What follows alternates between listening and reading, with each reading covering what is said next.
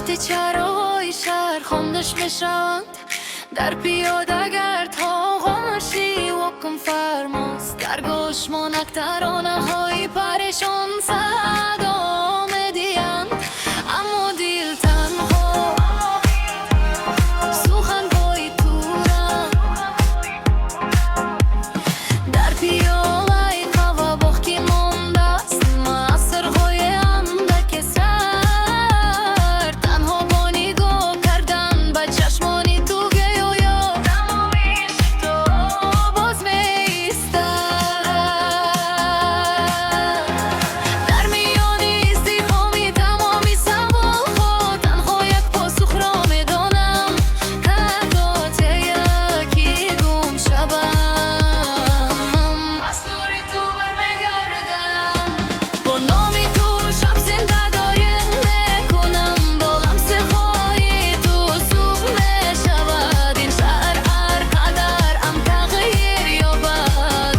تو خانه منیه هزار خطا بازار راه برا فراموش میکنم، نشانی اخیری من کهنم از دور تو برمیگردم.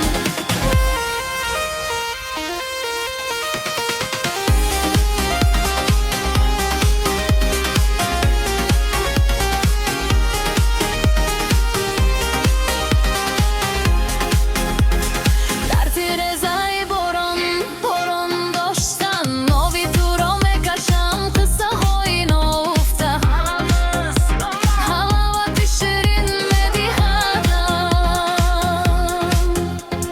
هر قرار در کنارم نباشید، سایه تو با من همراه است. تو برای من به عادت تبدیل شدی، شبی من زمان میشتابد ما ایستاده میمانه، نامی تو را مینویسم در چهار چوبه دیدی.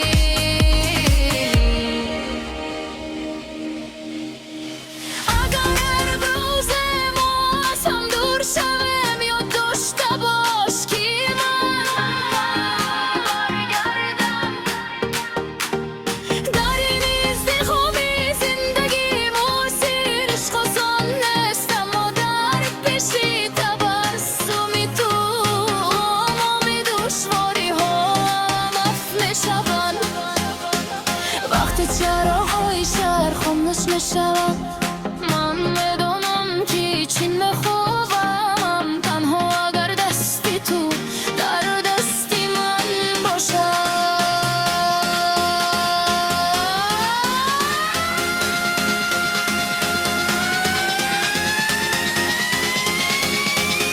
خاموشی خوب میشود.